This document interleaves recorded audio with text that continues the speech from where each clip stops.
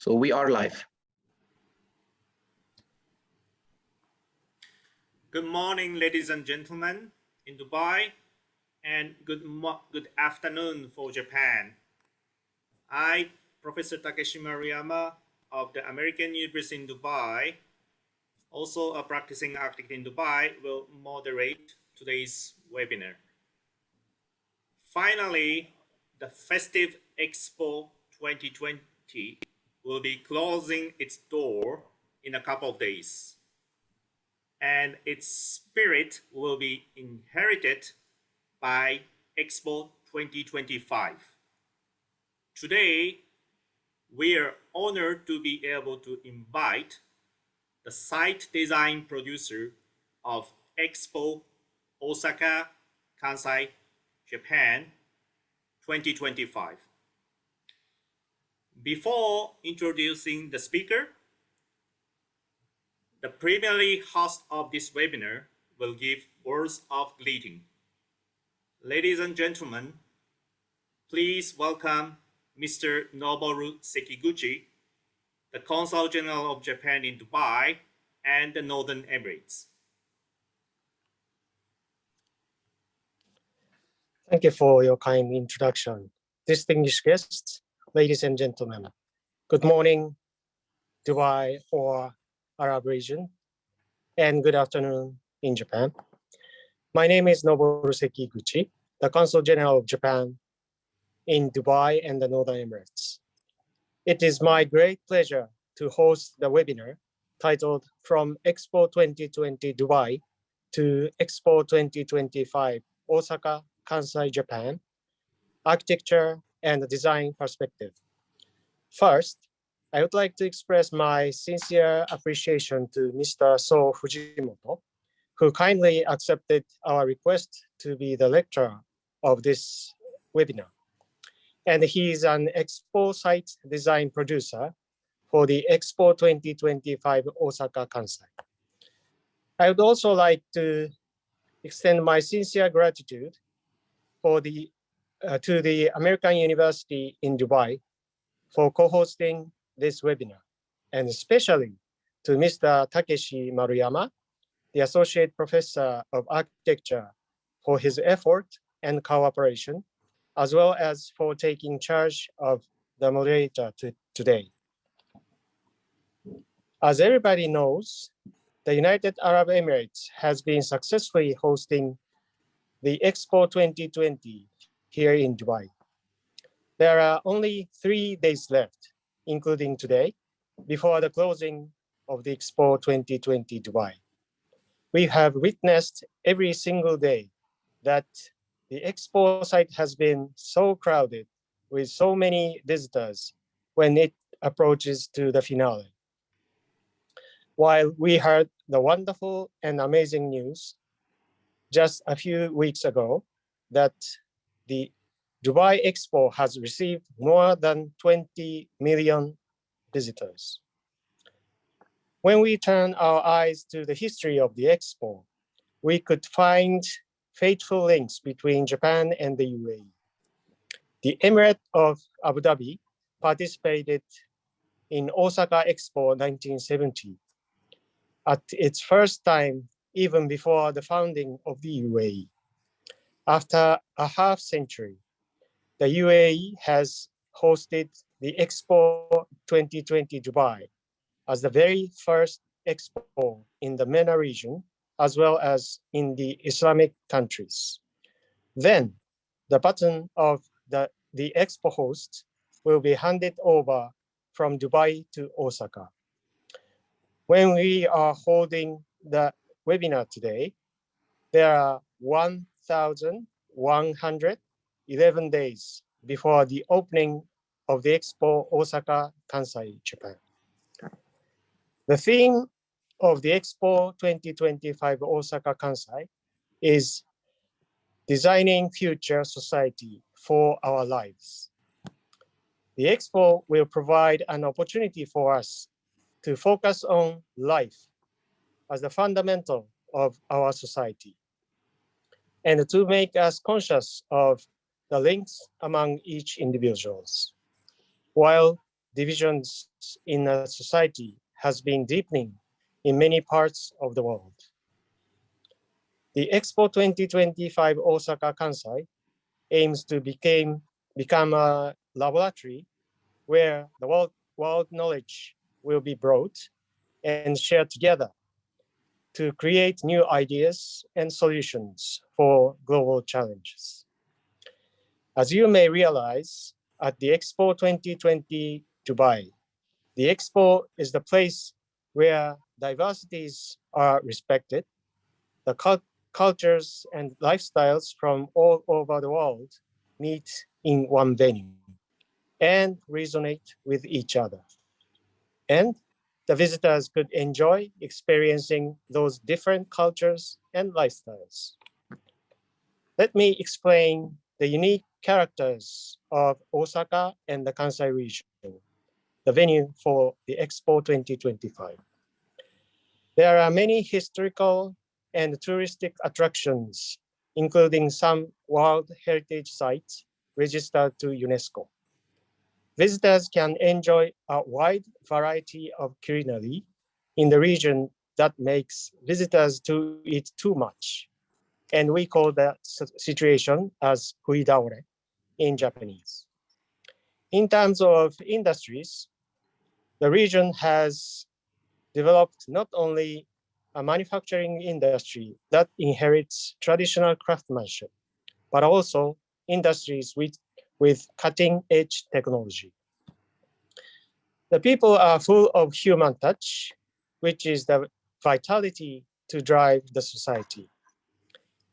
There are affinities between Osaka and the Kansai region and the Expo when we focus on the aspect of uniqueness, diversity, and respect to uniqueness and diversity.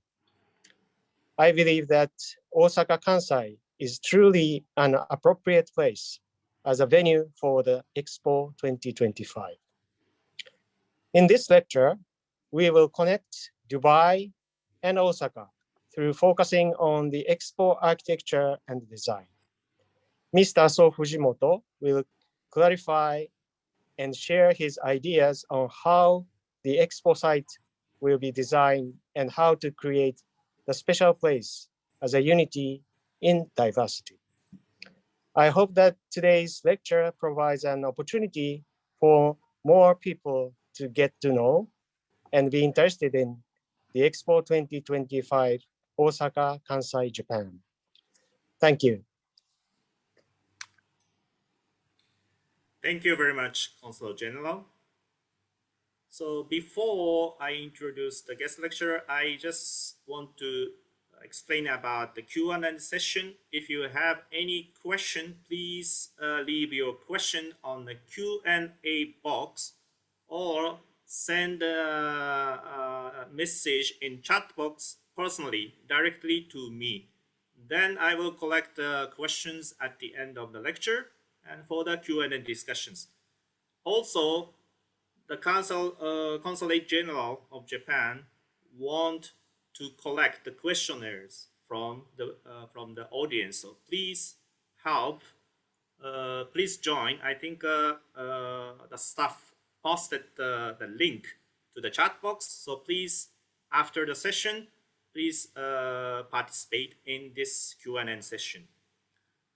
Then kindly let me introduce today's speaker. He was born in Hokkaido, Japan in 1971, graduated from Department of Architecture, and he established his office in 2000.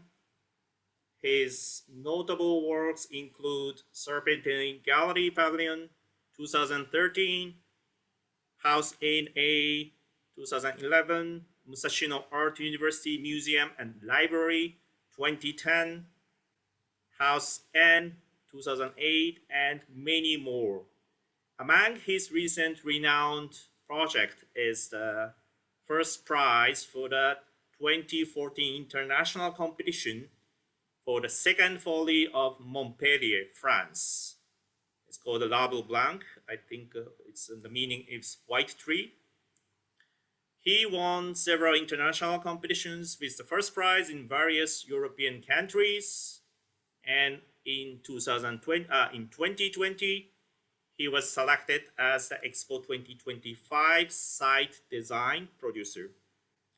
Additionally, in 2021, he won the first prize for the design proposal for Ita Airport Sea Access Passenger Terminal.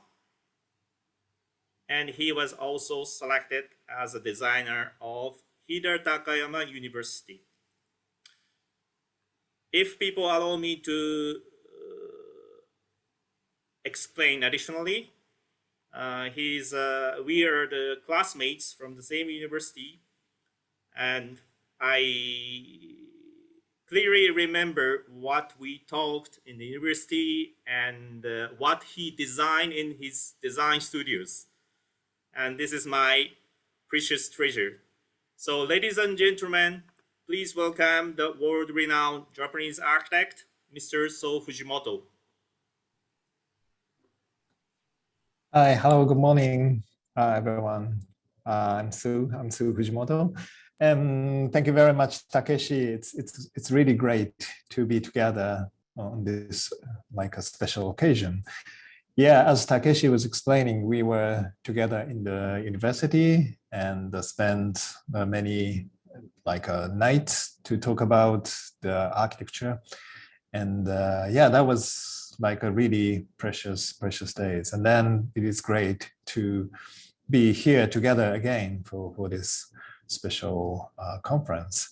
And actually, I was in Dubai last week to visit Expo, and then I had a dinner with the Takeshi, the special really Dubai-like feelings restaurant. That was also great, and I was really impressed by the atmosphere of the Expo in Dubai last week. I have been walking around almost the whole site and visiting most of the pavilions, and then walking around to see how the design, master plan design, and then the pavilion design was done for those kind of the special events. So it was really like a wonderful moment, and then I learned a lot too. And then I have to update my master planning design for the 2025 Expo in Osaka.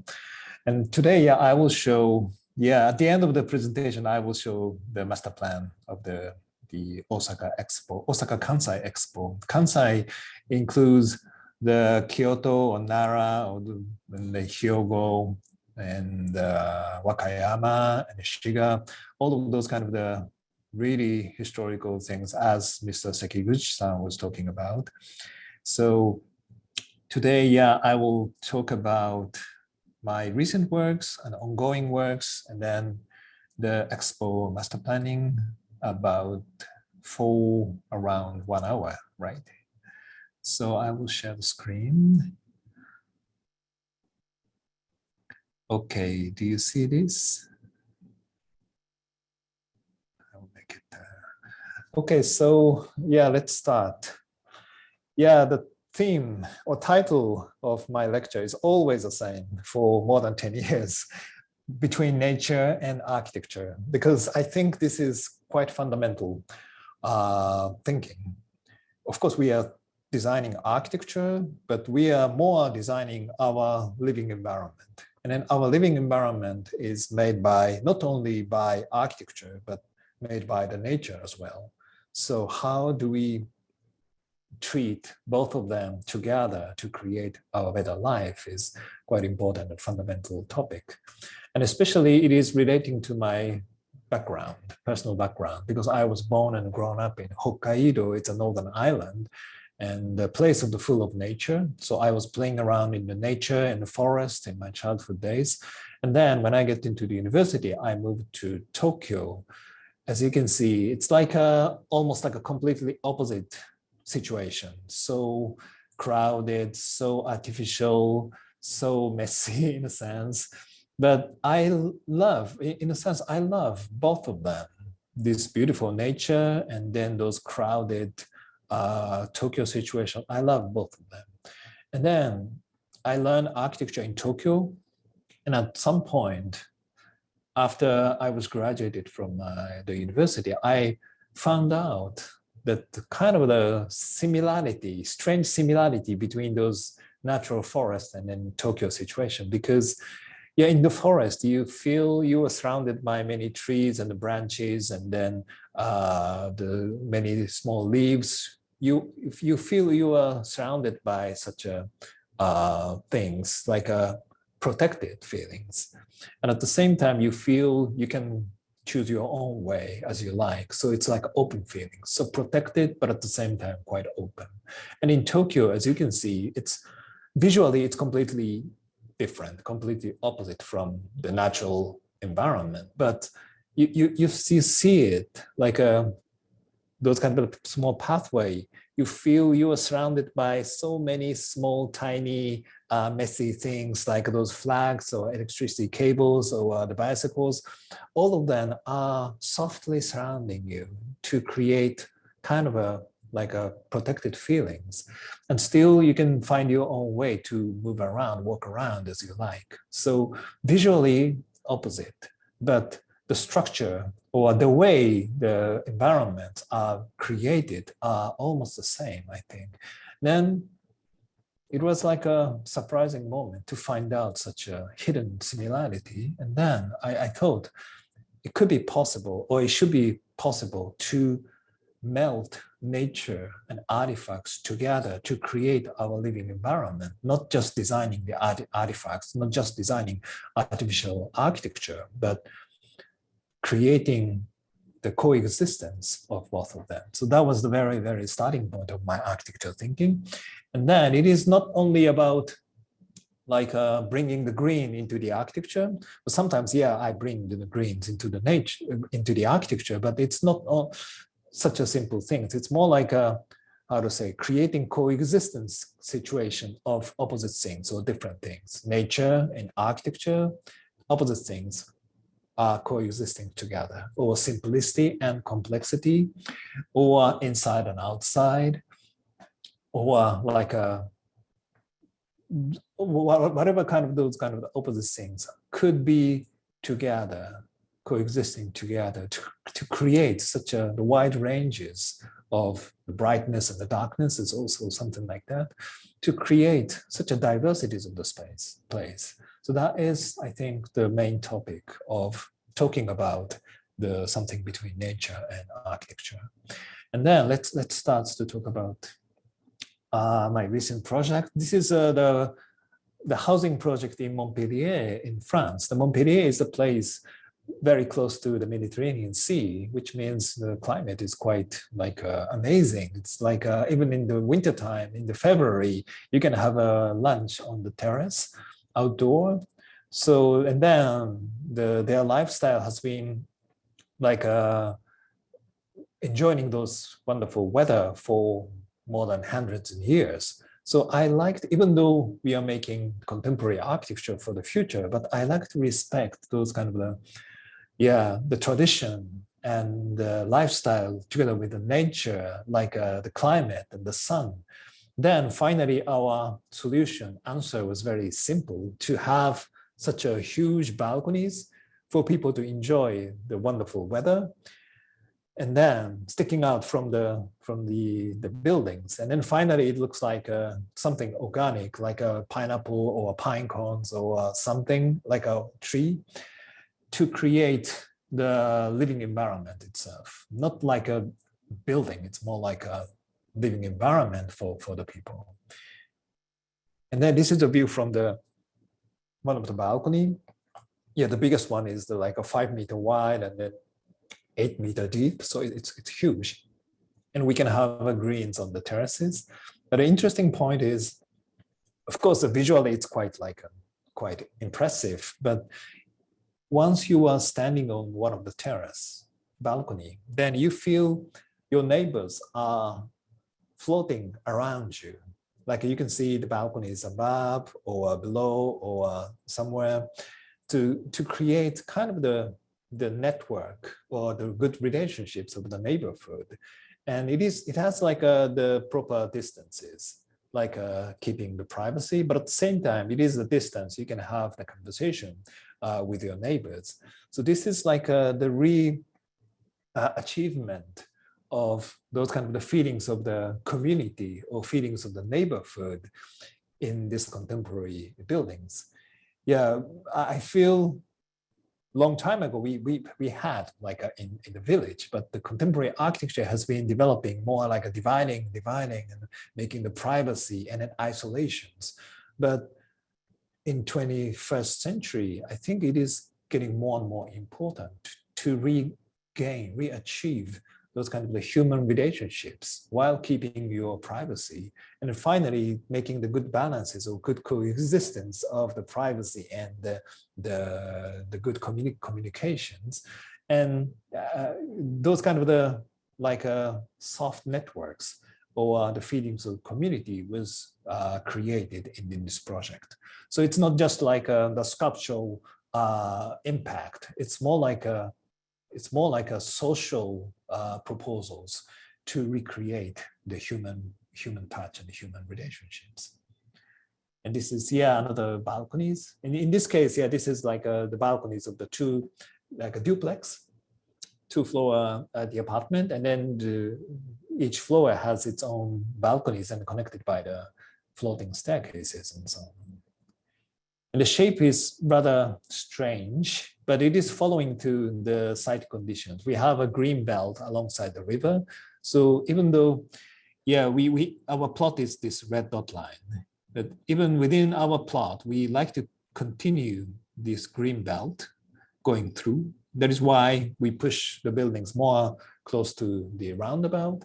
And then we like to keep the view from these neighbor housing buildings to the river. So that is why we pushed the corner of the buildings, and then finally, as a result, it's something like strange shape. But because of this shape, it's round shape. And then again, we can have the balconies to all the directions, because even the north part, we can enjoy the morning sun or the afternoon sun. So we can have the balconies to all the directions. And then finally, it looks like a flower or pine cone or pineapple or whatever like this.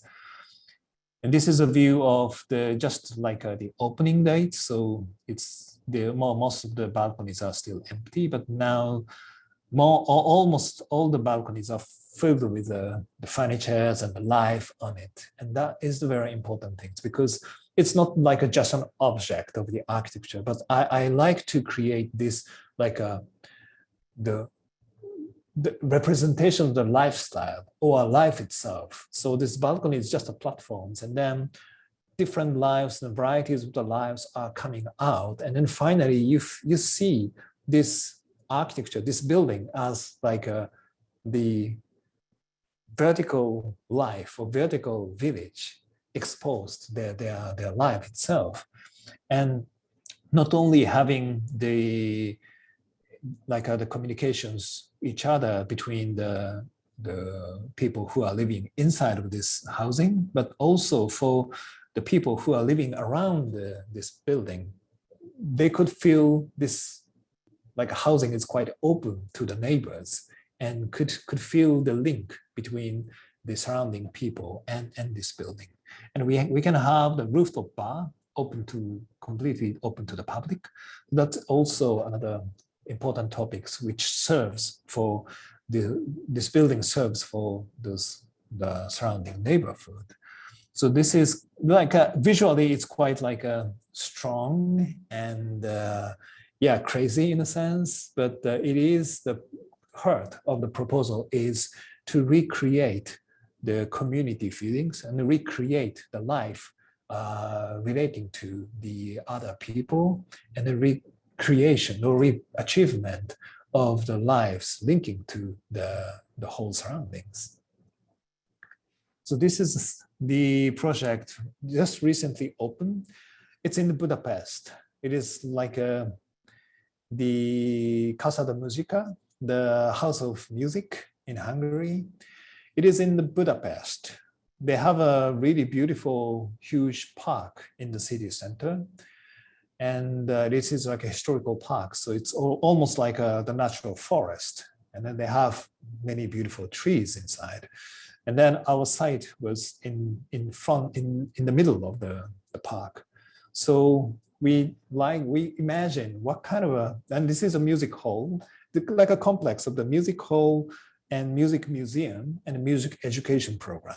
So 3 programs relating to the music are like combined together.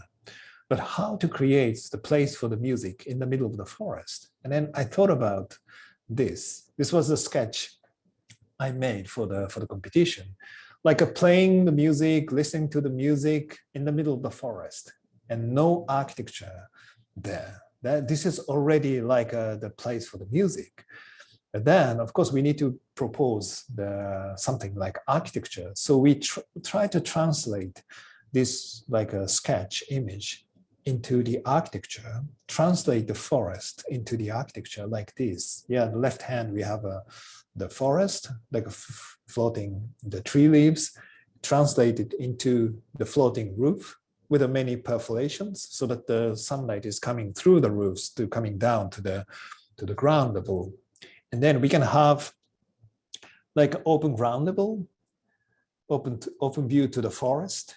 So we propose to have like a transparent music hall on the ground level with a perforation, so the sunlight is coming down to this place, so that it feels like, yeah, people are playing in the music and listening to the music in the middle of the forest. So that was a very basic ideas. And then of course we need to have like a huge exhibition space, which requires a really tall ceiling height. Then I put such an exhibition space on the basement, because if you have it on ground, then it is really like huge, and then almost like a disturbing the atmosphere of the forest. So putting on the basement, and then putting the education programs within the floating roofs. And then the shape of the roof is like a pure circle, because we are in the middle of the forest, in the middle of the park. So the access to this building is almost like from everywhere, from here, from there, and from there. So then I don't want to make like a backside and front side. It's more like open to every side, like equally open. And then we have many openings, because yeah, we like to have like the sunlight coming through it. But at the same time, we like to have like the existing trees keeping the existing trees, and then perforations could have the existing trees going through it. So this is a section. So we have a huge exhibition space here. And then on the ground level, we have like an event hall, performance, auditorium here, and then the entrance and lobby, and then the education programs within the roof. And then you can see some of the openings have the trees perforating through it. So it's like the overlapping the forest and the architecture like this. So this huge roof is like a huge canopy. And then the forest has its own like crowns and canopies.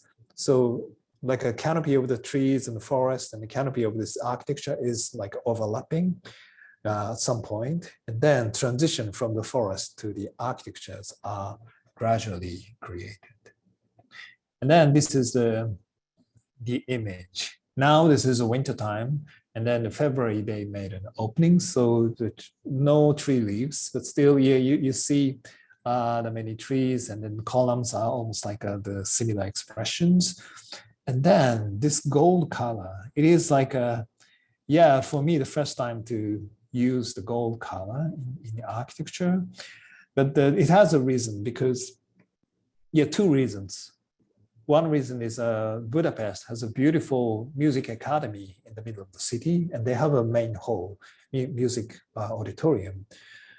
And then when at the beginning of the design phase, I went there, and then I found out the old interior is like a gold.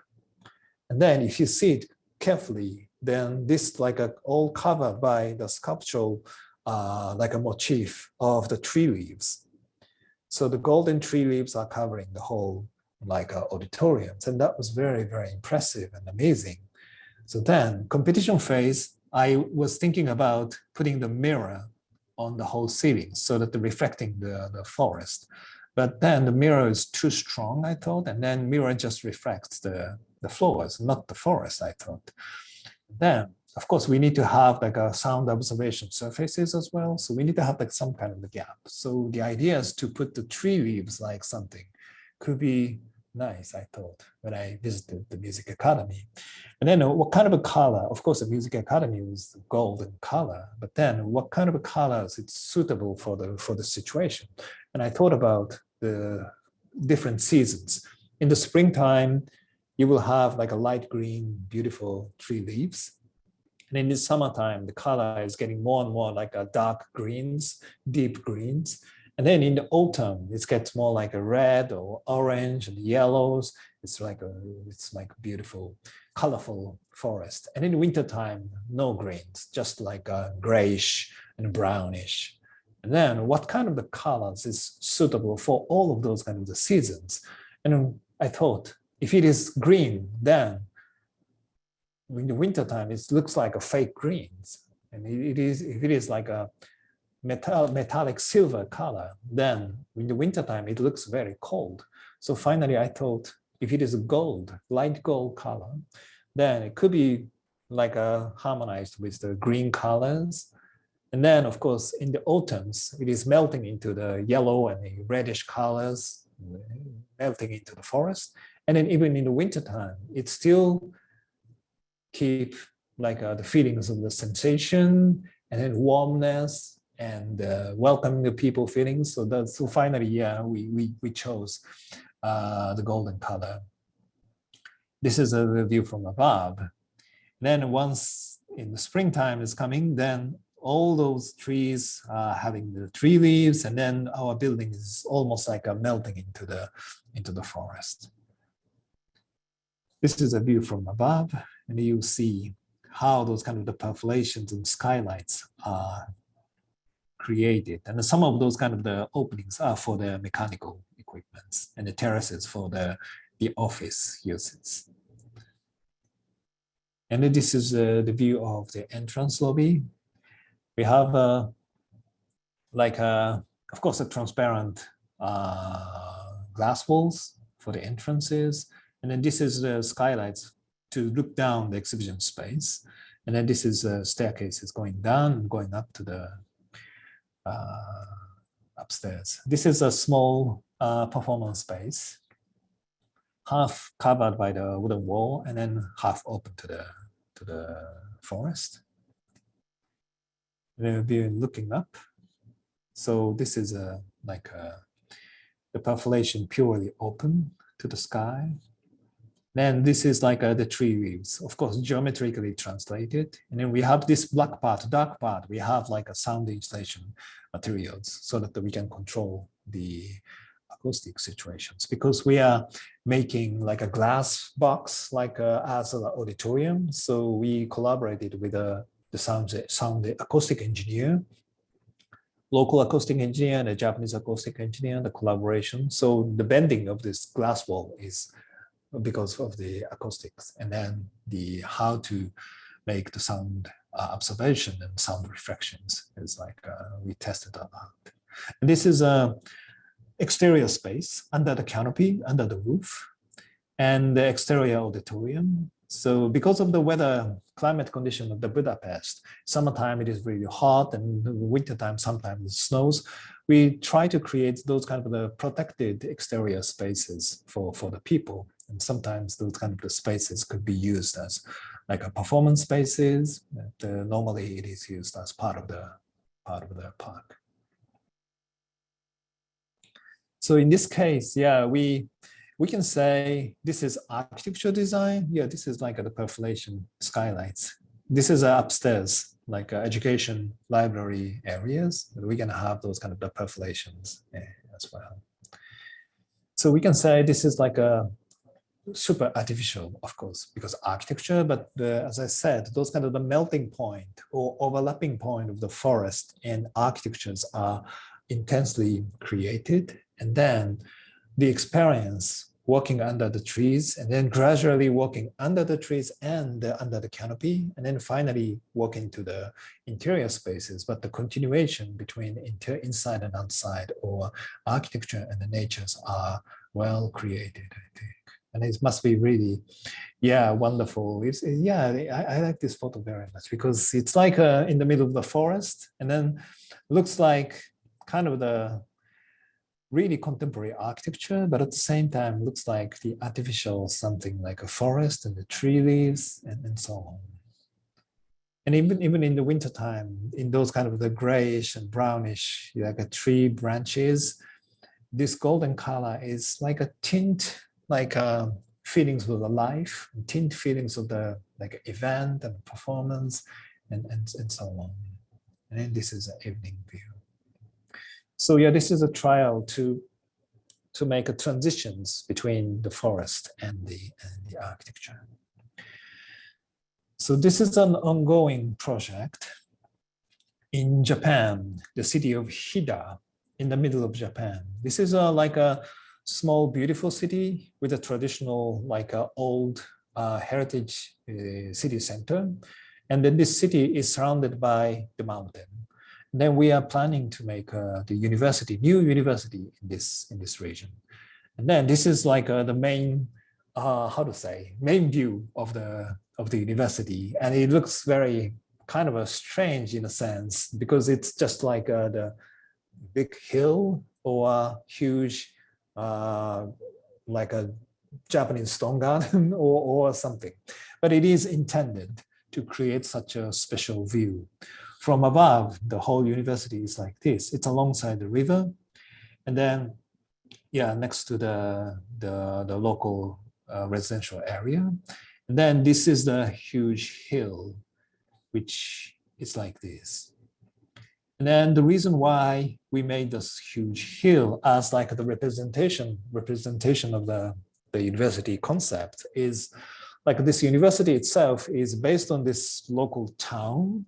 So based on local, but at the same time, they like to have like a satellite campuses throughout the whole Japan. And then of course, they are intending to go beyond the boundaries of the country. It's more like a globally spreading.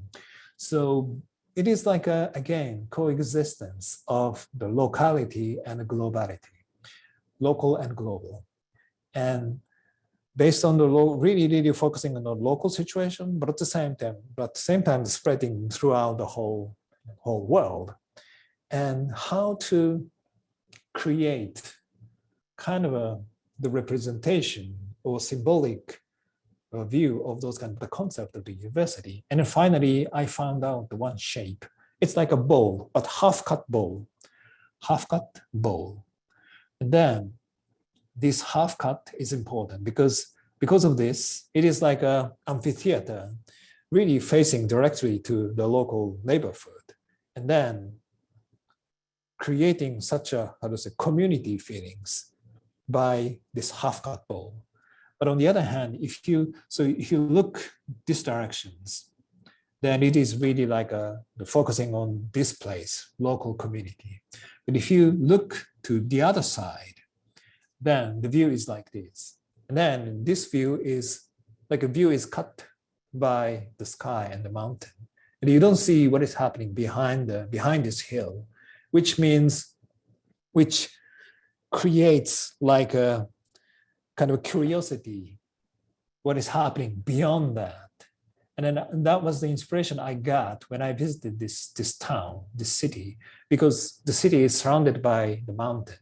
And you feel you are in the middle of the one bowl. And then you feel you are part of the like intense community. But at the same time, these mountains around us, making us feel like something interesting is happening beyond the mountains. And then the view or visions or feelings to go beyond that. So that is like the concept to create intense community within the local situation, but at the same time, the feelings to go beyond that boundaries. So those kind of the opposite things are melting or integrated together in one shape for the people to experience the concept of the university. So this is a view from the ground level. You can see the like a hill, half-cut bowl. And then this is, of course, the open plaza for the university. So they're like a front plaza, but at the same time, this is a rooftop. So because we don't have so much like a plot, so we integrated the front plaza of the university and the buildings together to create the both of them at one time. And then another point, interesting point of this university is the zoning inside. Normally, university has like the library as one of the very important like a building, and then sometimes like in front of the or in the middle of the university they have a special library. But from now on, what is the meaning of the library? Once we have those kind of the digital technologies, we still need those kind of the paper books, but we need to have more like those places for the communications, discussions, and inspirations. So the meaning of the library is getting much more wider and much more richer in a sense. So we thought about no library university, or the library could be everywhere in this university, which means this red part, this is like in a normal meanings, this is like just a corridor or entrance halls or something. But we thought about these red areas spreading all around the university buildings are the library spaces, as well as like lounges or communication places, workshop places, and place for the discussion, and so on, and a part of the cafe. So in a sense, we don't have the specific library building, but because of that, we can have the library everywhere, spread around all the university areas. So once you come out from your like a labo, then this is the library space. Once you finished your class, then you just come into the library spaces.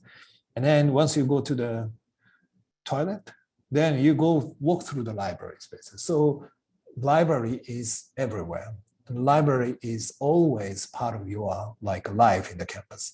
That is the concept. So this is, and then this is like a places all facing to the different like the landscaping, different like views, and all around. Sometimes we have a like the courtyard, and then this is like in a sense the classical cloister-like feelings, but at the same time this is open view to the river, and then the cafe places open to the neighbors. So those kind of the layout, and then the concept of the library spreading around throughout the university campus is here. So this is the interior view. So this open common spaces everywhere is like a part of the library, and then open to exterior. And then we can have those kind of the strange, unique, like main view of the university campus, which is like telling a lot about the concept of the university. And this is now, the design is ongoing, and then will be finished in 2024, so in 2-3 years. Then in the same city, Hida, we are doing another huge development. So this is like this is like the complex of the retail, and then the playground for kids, and then the onsen hot spring areas, and then some housings for elderly people and housing for students for the university, and then some of the satellite campus of the university. And again, this is like the similar concept with the university, like the hill or bowl or feelings, but in a different meanings. Because the university one, quite minimal, like a Zen garden-like hill, but in here we have the bowl of the diversity in a sense. A lot of different things are coming out. So I like to explain the location of the two projects. This is a university project. This is the city center of Hida city. It's quite like a compact, nicely compact. And then we have such a nice traditional alleys, streets, and then we have a train station here. And then the new development is right behind the train station. Now we have the existing factory part, and the factory will move, and then factory and the large parking areas. So after a factory moved out, then we will make those kind of the new development. And then you can find these two facilities almost like located on the two edge of the city. One is here and one is here. And then from here to there is almost like about 15 or 20 minutes by walk. So it's quite like a good compact walkable city. And then because we put those new development on two side of the existing city, we can keep this beauty of this existing old town, but at the same time, we can bring the new people coming here and there, and then coming back between those two facilities, bring the new peoples walking around those kind of the new old city areas, and then activate the whole city. So that is why it is so like a good strategy to put the two large developments while keeping the old city areas, and then bringing the people from the both sides. It's like a sandwiching the old city from the both sides, and then pouring the people from both sides, and then bringing the younger generations because of the university buildings. And then for this part, we like to create kind of the good link to the university, but at the same time creating such a differentiations. And then that is why we try to use those kind of the bowl-like feelings, because this is like I feel one of the identity of this city, because it is surrounded by the mountain, as you can see like this. So this bowl, but the different bowl. The university is really like the minimal, and then representing focusing on the community, and then creating the expectation to something beyond that. But in this case, the bowl is like a full bowl. And then once you come in from the middle, then you feel you are in the middle of the bowl, which could have various different things are happening. As I said, the program-wise, it is like a combination of the different programs, like a different types of the retails, and a playground, interior playground for the kids, and then onsen hot spring facility, and then the dormitory for the students, and then satellite campus of the university, and then the housing for the elderly people. So different programs are popping up their different activities through these kind of the many openings. And then the greens are covering the whole surfaces of the roof, and then people can walk around. So season by season, it is changing. And then place by place, different programs are happening and different events are happening.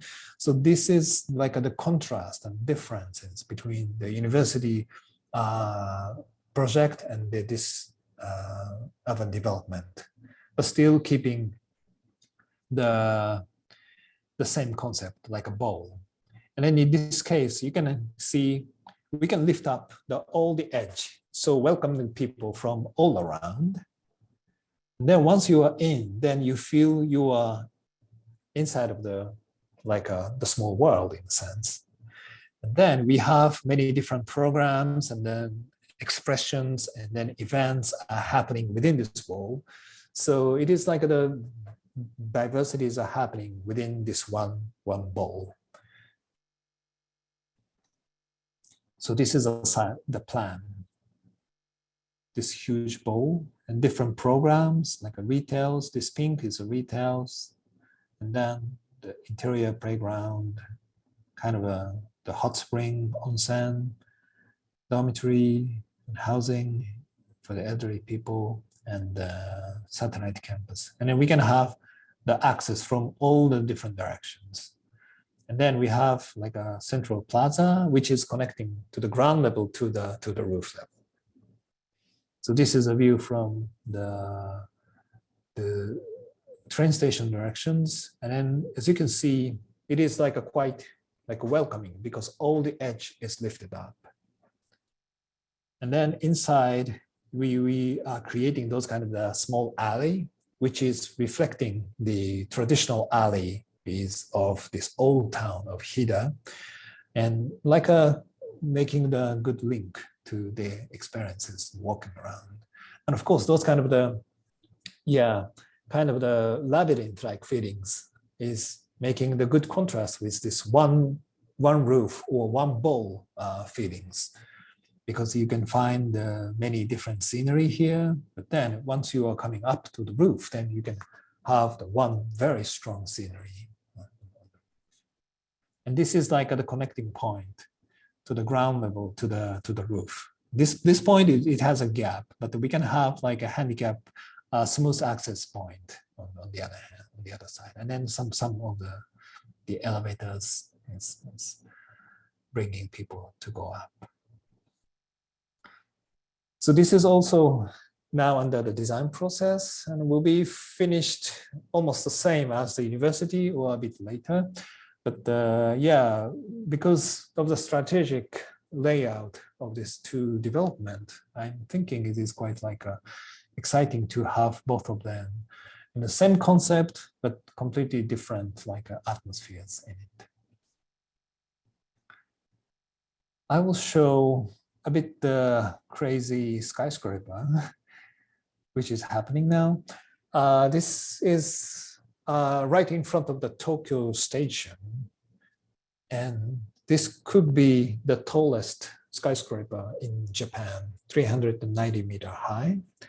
And then the developer is one of the largest developer in Japan, the Mitsubishi Real Estate, and the Mitsubishi Jisho Sekkei Incorporate is designing the whole project. And then I was invited to do like to collaborate with them to design this kind of the crown, this upper part of the tower. And then you can see it's a bit something crazy, which is in the daytime, it's like this, which has like a big openings, like a big mouth.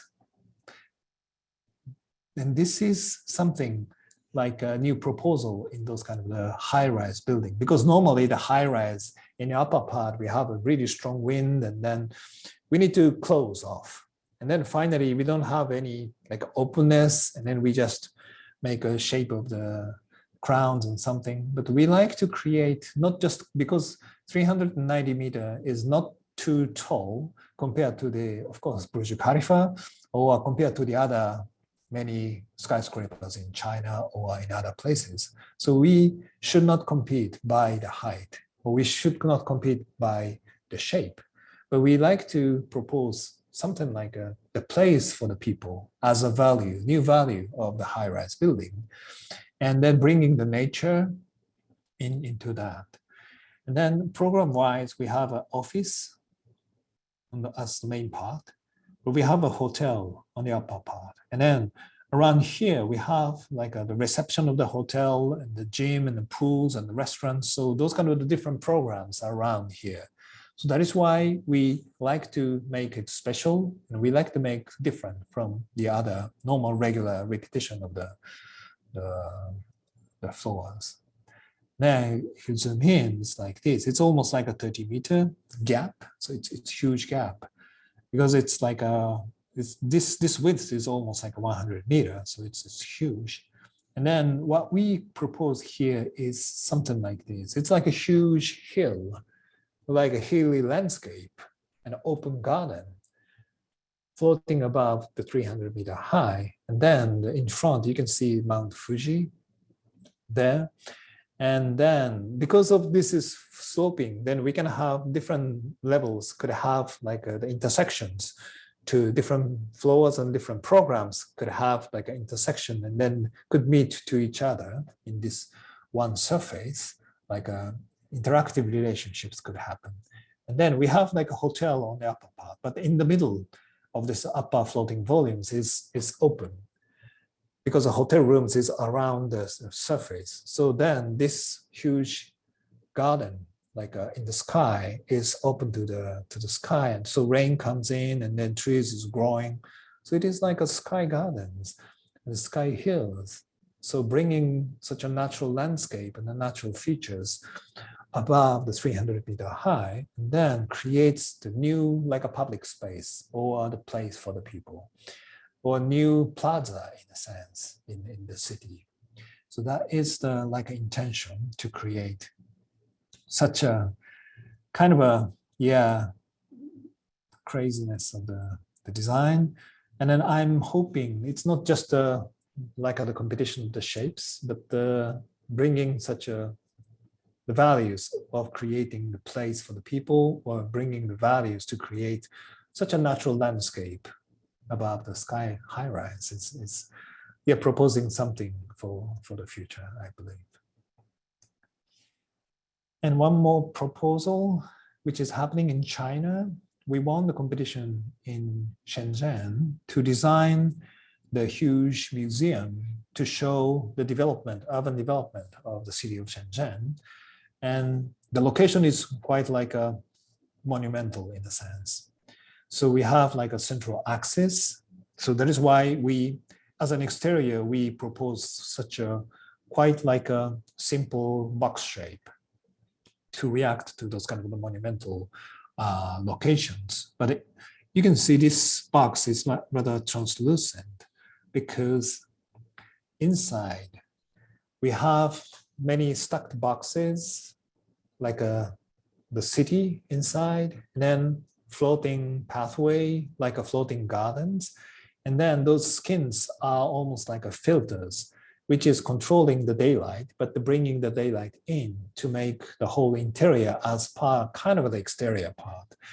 So this is like this. From exterior, it's a box, but then it is like the size is huge, because one side is 120 meter by 120 meter, and then height is 45 meter. So it's huge. And then this ceiling height it means the 45 meter high. So it's like a huge void. And then we feel it's like it's not just like architecture. It's more like a part of the cities are captured, and then part of the three-dimensional gardens are captured. So this is more like the integration of architecture and urban situation and the nature, like a garden and the landscaping together to create like the open, like a public spaces for the people, which is ongoing now. So, okay, I think I'm a bit running out of the time, but I believe I have time to talk about the Expo planning.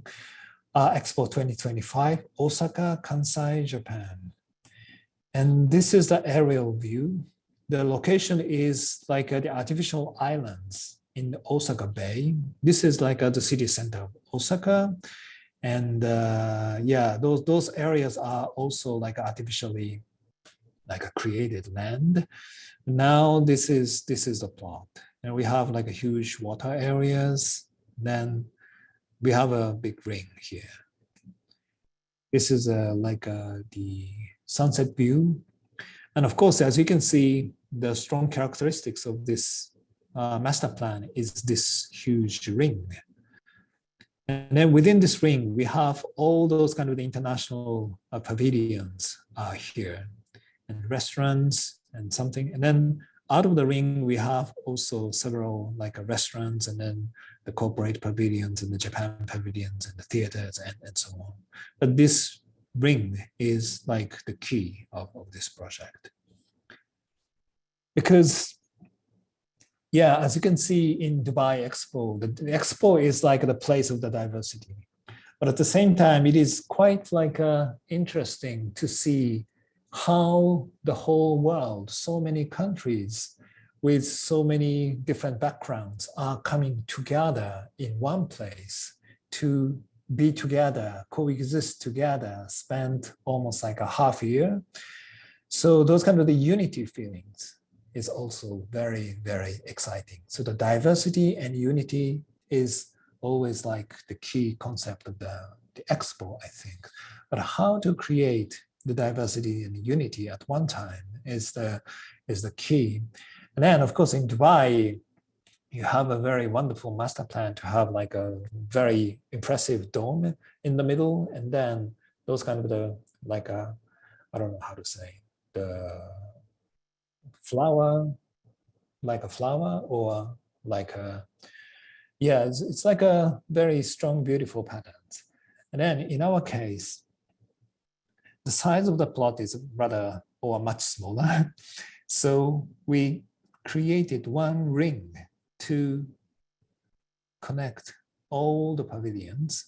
And this ring is like, of course, the main pathway for the visitors, protecting from the strong sunlight and then protecting from the rain and providing such a corridor for the visitors. And then from this ring, you can visit almost all the pavilions, not everything, but yeah, this is the main pathway. So this is a view from above. This is a ring. And then of course we have a pathway on in front of the water side. And then we have a pathway around here, a bit like walking around a bit. And we have also the forest in the middle. This is also very important for us because, yeah, because anyway, Expo is the event which is all the different types of the artifacts are coming together. But in this 21st century, we need the nature as well as the artifacts. And then how to kind of make the nature as like a symbol of this master plan, and then we put it in the middle. It is almost like a 150 meter by 150 meter, and then we have in the very middle we have the lake in the middle of the forest.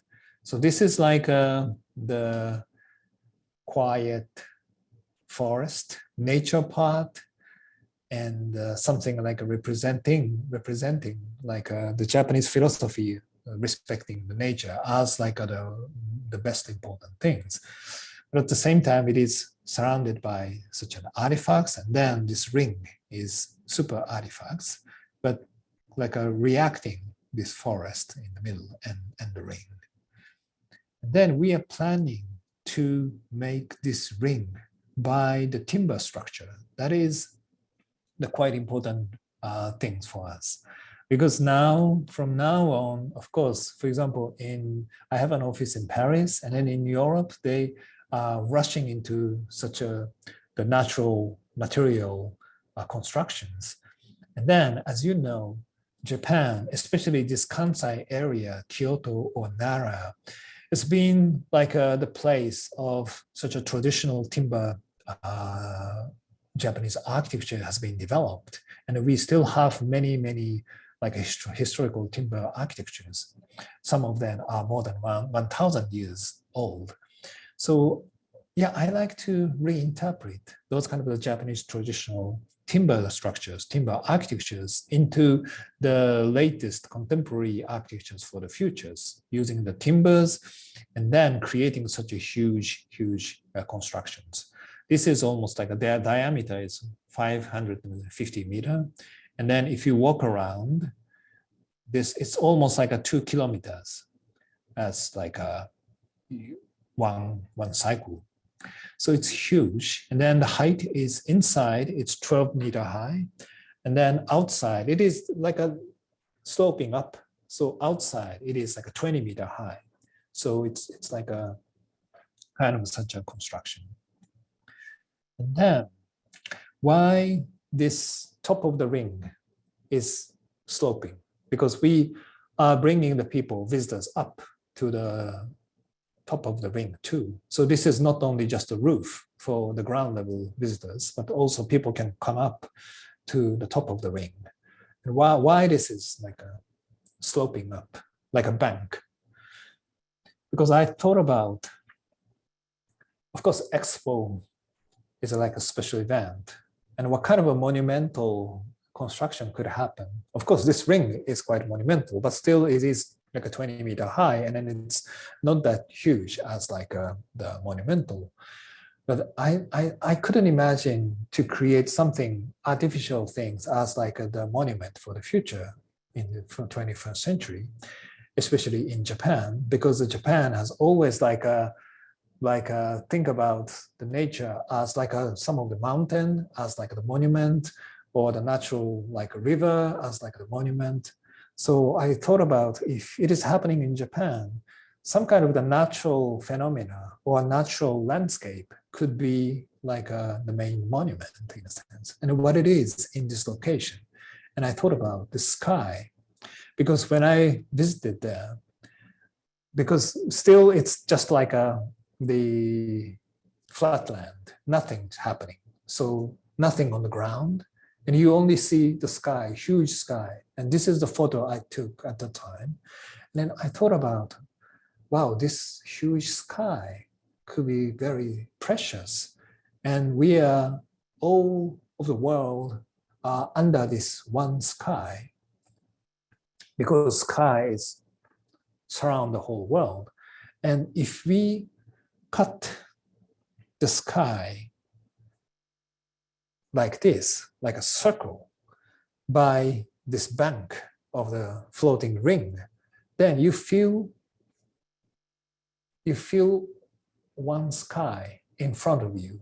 You look up, or all of the visitors could look up, one circle, one sky as it is.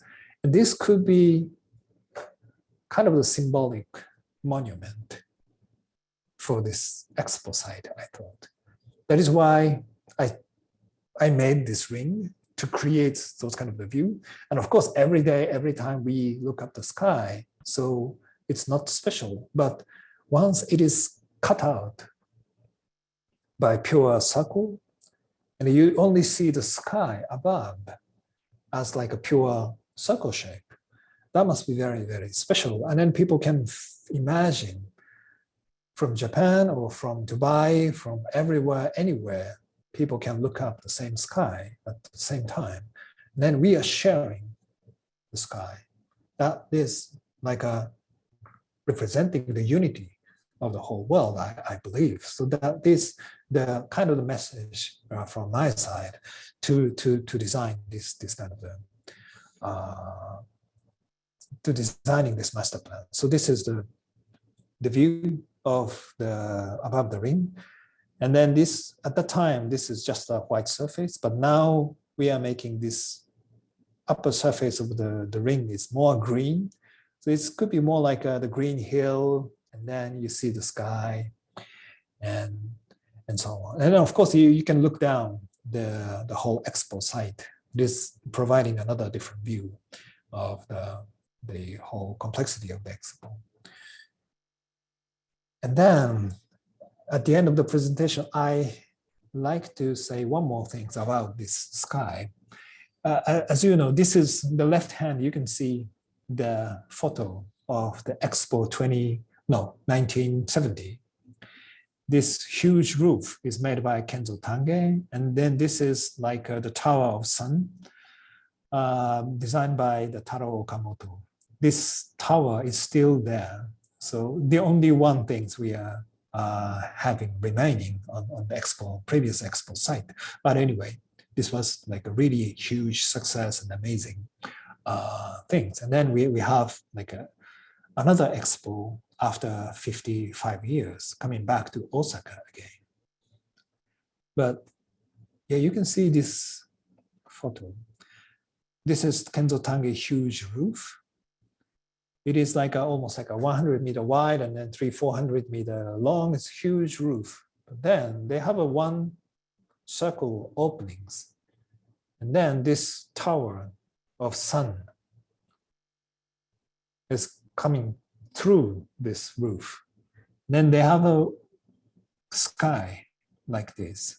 But at the time, it was like a small sky. And then only this like a tower of sun are looking up to the sky, because 1970, that was the time of the technology, construction, and those kind of the urban development, those kind of the economical growing was the very, very main things. But Taro Okamoto, who designed this one, was talking about from at that time was talking about, it's not such an economical something. It's not the main. It's not like a fundamental things. Fundamental things is the life and our life.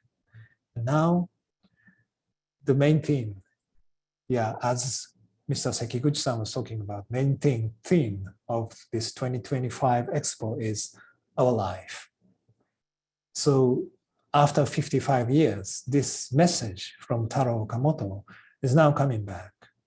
So I like to bring this sky as kind of the representation of this message of the Taro Okamoto back in a larger scales, large enough for all the people from all over the world be together within this ring, within the sky, to look up the same sky, to think about our life and the future.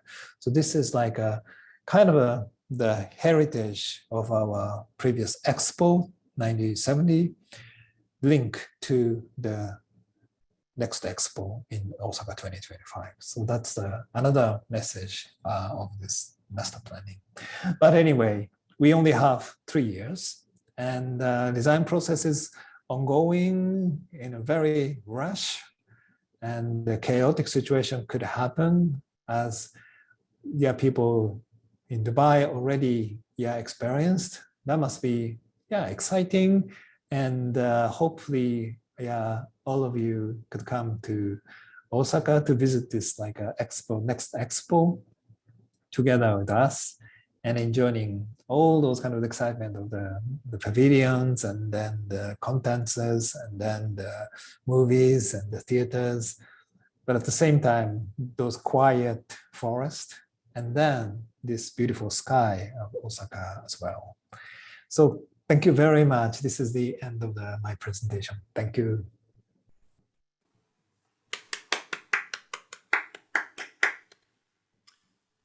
Thank you very much, Sou.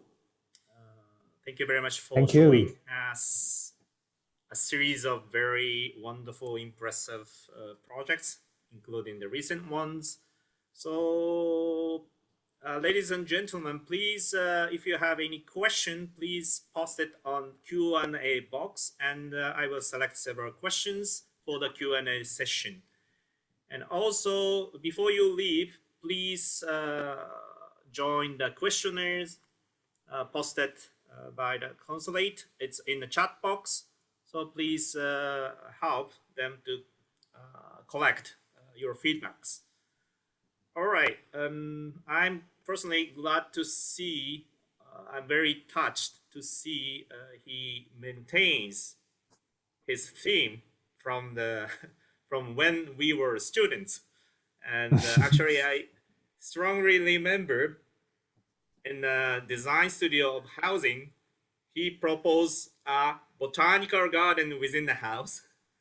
And in the design studio for the public plaza in front of a station, he proposed a forest. He just proposed a forest in front of the station. I strongly remember, and I'm so touched that still he maintained the main theme he fostered when he was a student. He was a student. All right, so let me select several questions from the attendees. The first question from Husa: how are you expecting to reach Society 5.0 through Expo 2025? I think the Society 5.0 is the concept developed in Japan, as far as I know. So if you can elaborate, including the concept, please. Thank you very much. I need to check what is exactly the Society 5.0, because it is. In my understanding, I think 5.0 is how to integrate the virtual space with physical space. And it comes after the Society 4.0, which is information society, I guess. Yeah. So how do you see the integration between the virtual space and the physical space? Well, actually, we have been discussing about those kind of the integration or coexistence of the digital or virtual technology and the physical site master planning or experiences in the physical places on this expo. And I don't know yet exactly what is happening, because we have many different types of the experts, and they have their own updating knowledges. And whatever kind of as an architect, I feel whatever kind of how to say, the relationship between the real world and then the virtual world, that could be very positive in a sense, enrich our experiences in the real world. But at the same time, it is quite like important to think about, even though we can bring the digital world, but the value of the real world or quality of the real world should be still still good. Otherwise, it is not like a digital world could not compensating the bad real world, make it better. So good real world, the good digital world could make a good resonance in a sense. But yeah, we as an architect, we need to have the responsibility, still have the strong responsibility to make our real world better. And also we need to have the strong responsibility to have like open mind, to accept those kind of the new technology, to be together with our real architecture. And then, I don't know, but in my work, in my daily life, I'm always like already using, for example, the study of the architecture design. I'm already using those kind of I don't know how to say. Yeah, Google to see like a virtual something. It is nice. It's better than sometimes better than the physical model. And of course, my son is always using the iPad to see like those kind of the games or the YouTube or something. So I really feel that their generation, my son's generation, already have like different perspectives of looking around the whole world. So I'm very open-minded and positive. But 2025, in 3 years, we'll see. Let's see what's happened, what we can do. Thank you very much. So, shall I pick up some questions in the chat box? I think now you are getting a lot of questions, and this is from our colleague, I guess. So the nature and the city architecture. So how are you going to tackle in the arid climate, such as here in the Gulf? So how are you going to develop? I think the question is, how are you going to develop the idea of nature in our region, in the arid region? How do you see that? Well, yeah, that's quite like an interesting question, I think, because nature is not just like a one nature. Nature is different from culture by culture, region by region. And the nature is always like relating to our way of thinking and the lifestyle, and quite like a fundamental influences to the people's life, I think. And then last week, when I was walking around in the Dubai Expo, your nature, the sunlight is very, very strong, and we need to have anyway the sunshade. But at the same time, I think the humidity wise, it's much better than for example, summertime of Tokyo in a sense. So yeah, sunshade, and then the breathe, and then the exterior life could be something like possible, or could be developed in a way, not just making the too much air conditioning, mechanical controlling. So every time I feel nature has like a good point and a positive point and a negative point. My hometown, Hokkaido, in wintertime getting minus 30 degrees something, so it's really cold.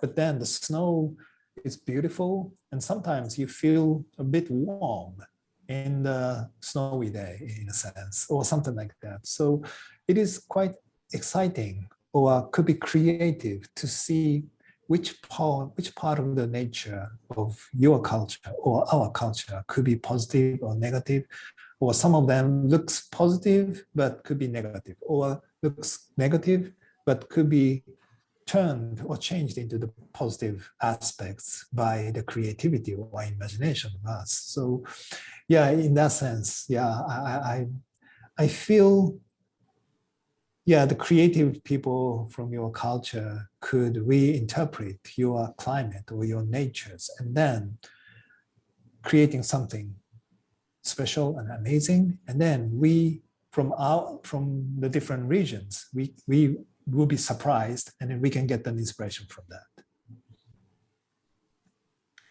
Thank you. So yeah, actually now we are getting a lot of questions. So what do you think, George? You want to ask your question first? Sure.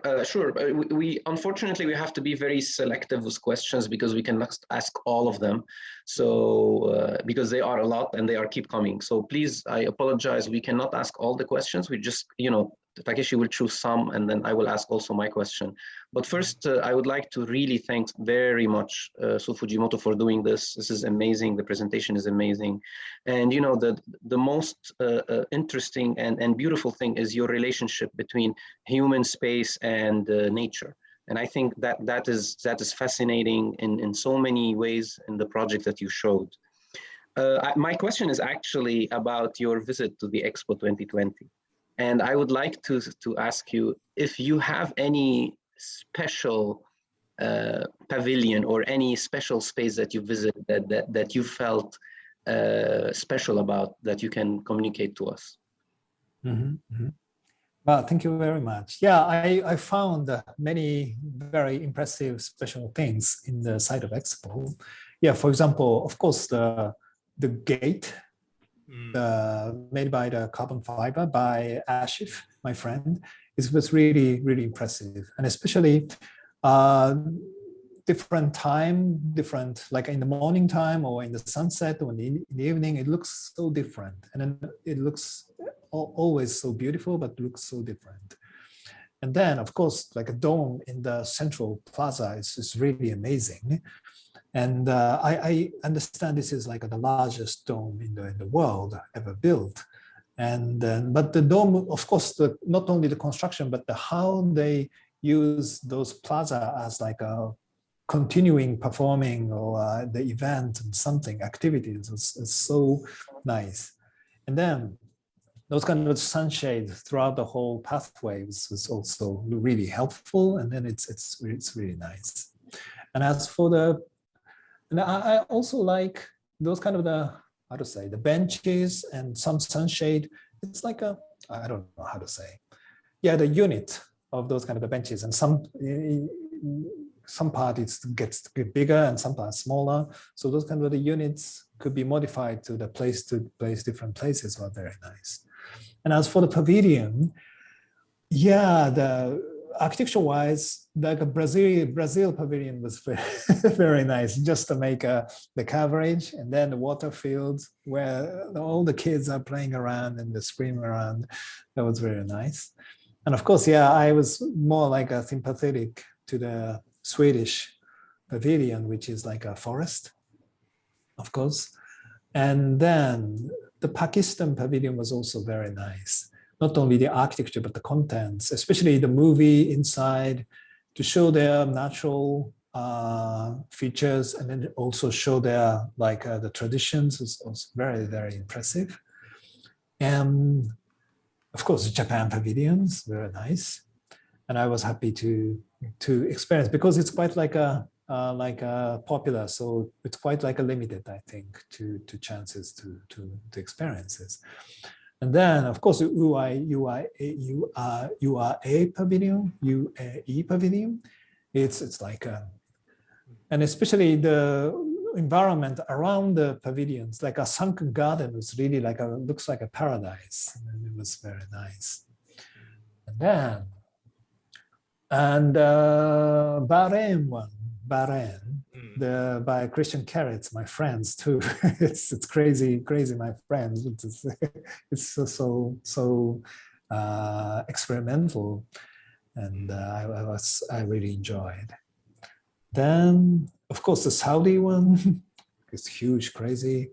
And then the movie on the top floor, on the, how to say, the panoramic movie was very impressive.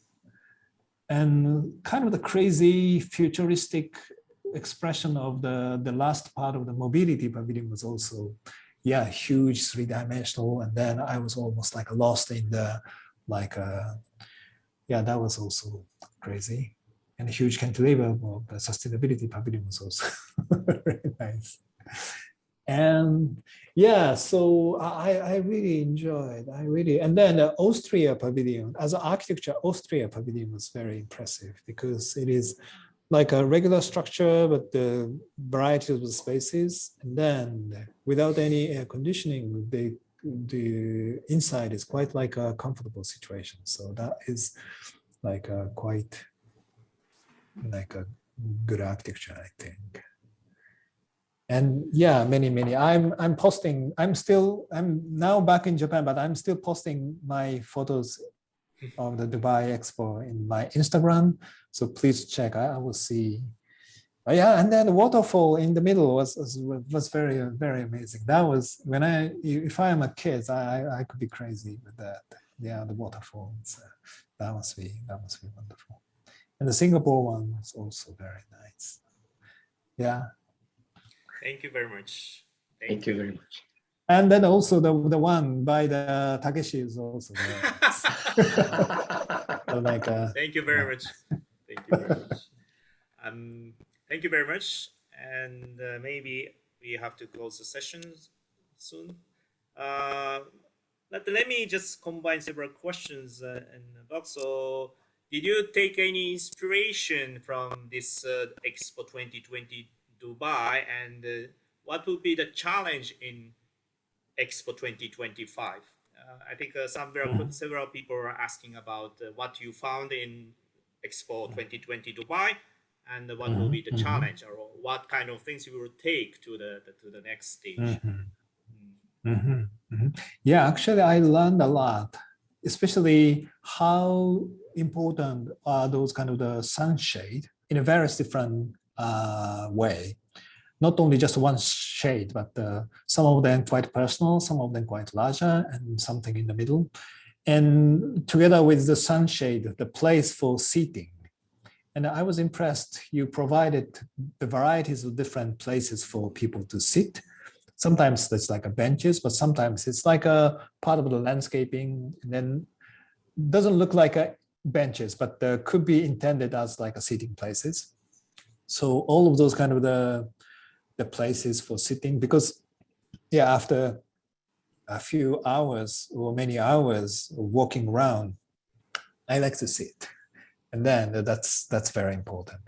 And also I was impressed by how to say, it has like a good varieties of the many different things,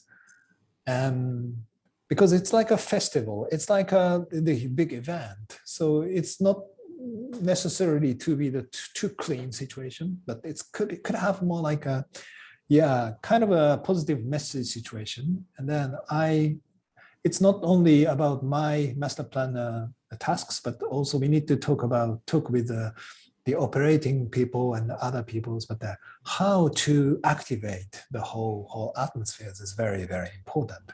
Otherwise, it's like it could be too boring situation, or too like too clean, too silent, not the best situation. So that's but the most important things was I myself felt the atmosphere of the expo by like my physical like feelings. That's not like sometimes not completely could be translated into the languages, but when I discuss about the master planning or details afterwards, then those kind of the influences or the impressions could be really, really reflected to those kind of the whole design of the 2025, I think. Great, Thank you very much. I completely agree with your opinion. So let me close the session with the last question. So what you can give, what you can advise, what kind of thing you can advise for the architects or the students who are attending this webinar? So please give some advice to them. Wow, advice. I don't. Yeah, it's not like an advice, but I think, yeah, especially for the younger people, I hope you to have like positive hopes for the future. The current situation of the whole world is not very like a stable, but still, I think it's nice to keep our passion and hope for the future, for the better world, better living environment, and then we can be creative enough to think about something new, not just satisfying what we have, but something new, something better, something amazing could happen. So please just continue, be positive, be passionate, and then please think about architecture design is not just creating crazy shapes, but the important things is to create the place for the people.